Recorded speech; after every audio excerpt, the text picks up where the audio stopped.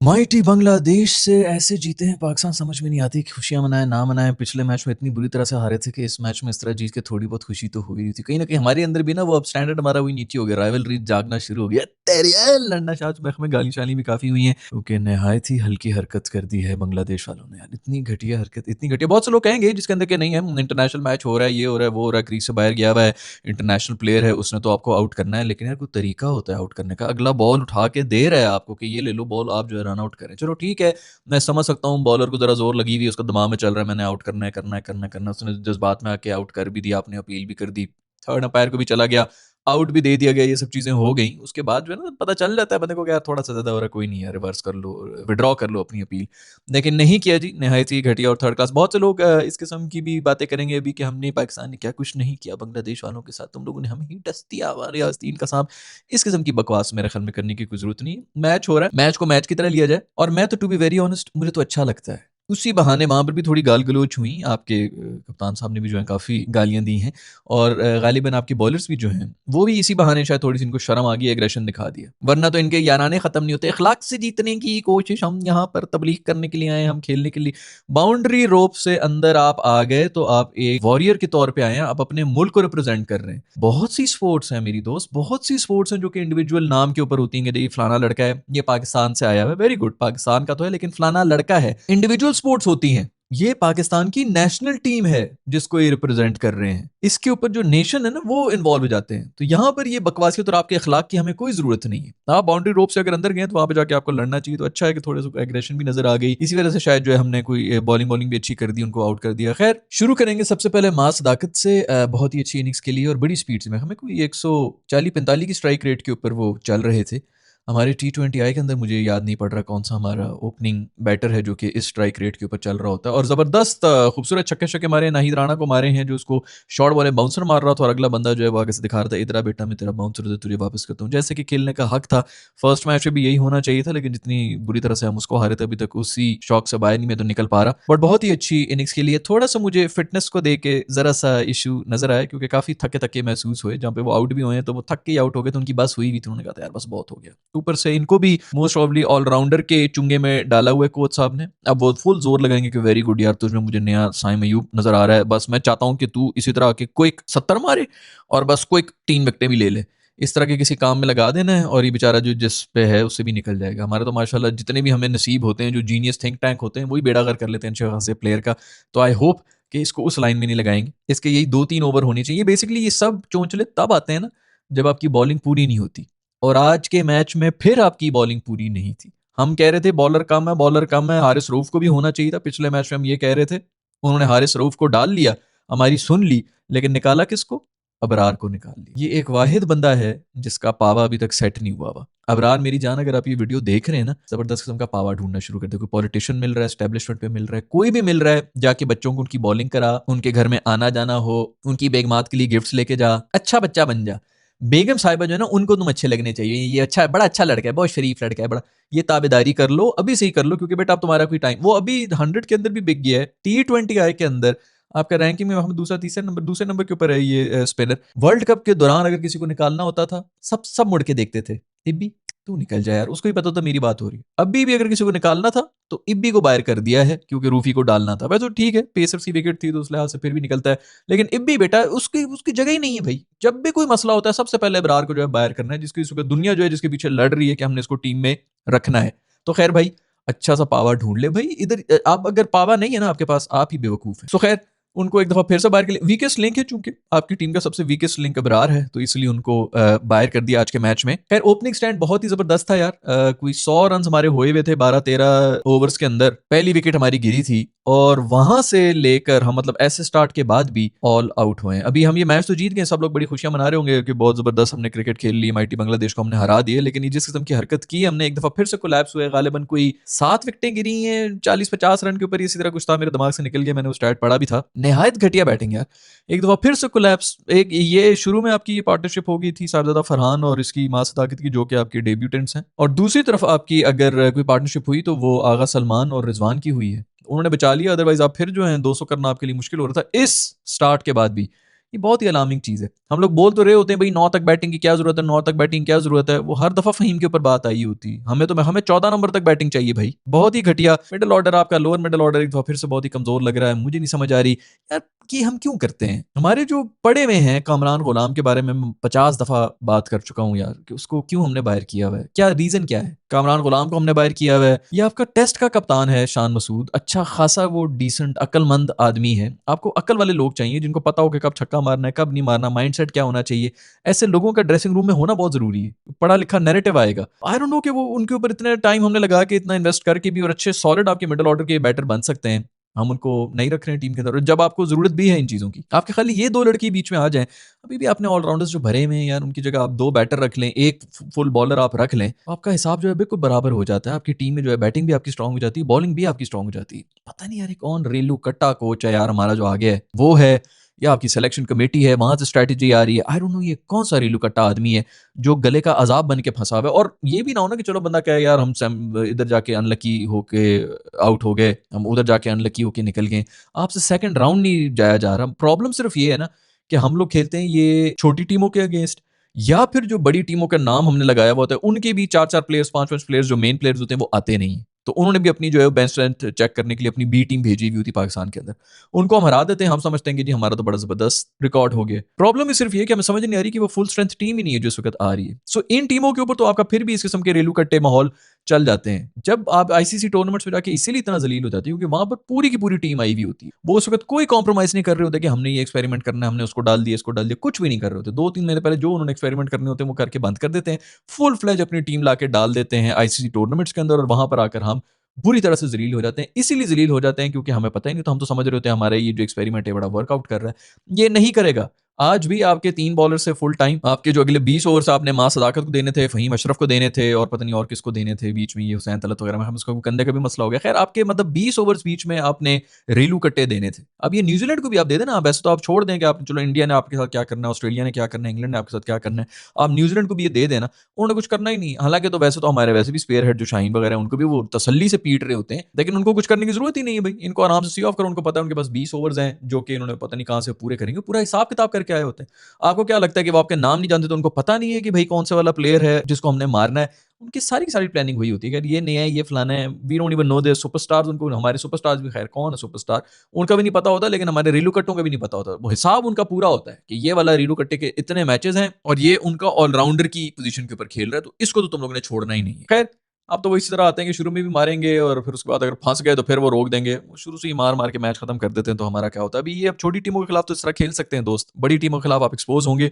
पिछले मैच में हमने 114 रन्स बनाए हुए थे, तब भी मैं ये कह रहा था कि हमने अगर 250 रन्स भी बनाए हुए थे तो हम फँस गए थे क्योंकि हमारे पास बॉलिंग नहीं थी। खैर भाई बात करेंगे आगा का जो रन आउट था यार, मेरा ख़्याल में निहायत घटिया हरकत थी। इस तरह की कोई हरकत होनी नहीं चाहिए थी। आप लोग इसके बारे में क्या ख़्याल है नीचे बता दें। बहुत से लोग हैं जो कि कह रहे हैं कि यार बिल्कुल ठीक है, विद इन द रूल्स हैं। और मैं भी एग्री करता हूँ विद इन द रूल्स है, लेकिन यार कुछ ना छोटी, और ये मैं कसम खाने को तैयार हूँ, जब भी किसी टीम ने इस किस्म की छोटी हरकत की है ना, वो मैच नहीं जीते। ये जब इन्होंने ये हरकत कर दी थी ना, मैं कंफर्म मैंने अपने आस-पास को कह दिया, मैंने कहा यार लिख के ले ले, आप बांग्लादेश कम से कम इस मैच में करीब भी नहीं आएगा, वन साइडेड हारेंगे, ये कंफर्म हारेंगे इन्होंने ये जो छोटी हरकत की। इस तरह की छोटी पर वाला जो है ना, जब आपका ज़र्फ़ देख रहा होता है कि यार आप में ज़र्फ़ है कि नहीं, आप अपना ज़र्फ़ दिखाएँ, आपके खुद ब खुद रास्ते भी खुलना शुरू हो जाते हैं। ये वापस अगर कर लेते हैं ना, इनको कह देते कि यार वापस आ जा, आगा ने वैसे ही आउट हो जाना था क्योंकि हम तो वैसे भी सूद समझ में एक दफ़ा चांस मिल जाए तो हम उसके बाद फौरन जो है उसको कभी भी हमने कैपिटलाइज़ तो करना नहीं, उसने आउट भी हो जाना था और कुछ पता नहीं कि पाकिस्तान ये मैच भी हारा होता।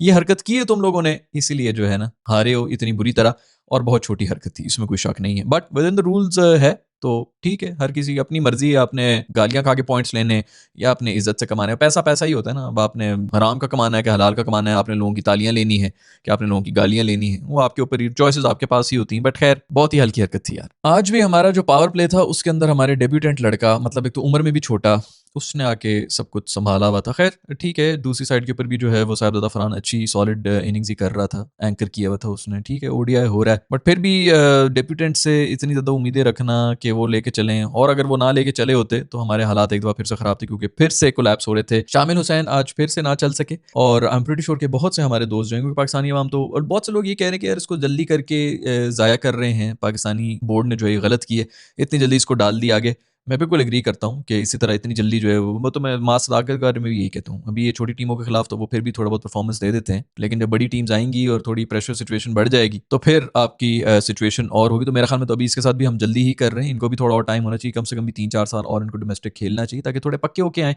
प्रॉब्लम है 3-4 साल के बाद ये मैनेजमेंट भी नहीं रहनी, तो इन बेचारों को किसने पूछना है, कोई और आ जाएगा जिसका पापा होगा वो आगे हो जाएगा, इनके साथ जो मर्जी आप बातें वगैरह कर लें, इनको बाहर कर देना। लेकिन शामिल हुसैन के साथ एक चीज़ मैं आपको बता दूं, ये बंदा अगर 9,000 साल के बाद भी आए ना तो इसके साथ ही पर्ची वाला टैग जो है हमारी आवाम लगाएगी, क्योंकि हमारी आवाम के पास और कुछ है ही नहीं करने। तो अभी अभी मुझे दुख होता है कि लोग जो है वो दुआएं कर रहे होते हैं कि ये आउट हो और हम उसको ट्रोल कर सकें, जो कि इमामुल हक के साथ भी यही होता रहा है। और भी जितने भी प्लेयर्स इस तरह के हैं जो असल पर्ची हैं, जो पावे लगा के घुसे हुए हैं, उनके बड़े फैन बॉयज होंगे, उनके लिए नहीं लड़ेंगे। लेकिन जस्ट बिकॉज इनका बिल्कुल ऑब्वियस है कि ये फलाने का बेटा है, फलाने का भतीजा है, तो इनको लोग जो है वो बड़े मजे से, क्योंकि वो लो हैंडिंग होता है ना जिसको बड़ा ईजिली आप ट्रोल कर सकते हैं, उसको ये मौका छोड़ते ही नहीं। तो ये हमारी कौम की घटियापन है। एक छोटे लड़का जो है अभी बिल्कुल यंगस्टर है, उसने अभी क्रिकेट शुरू की, उसके बारे में सब जो है वो बड़े खुश हो रहे हैं कि ये फिर से फेल हो गया, पर्ची पर्ची कर रहे हैं।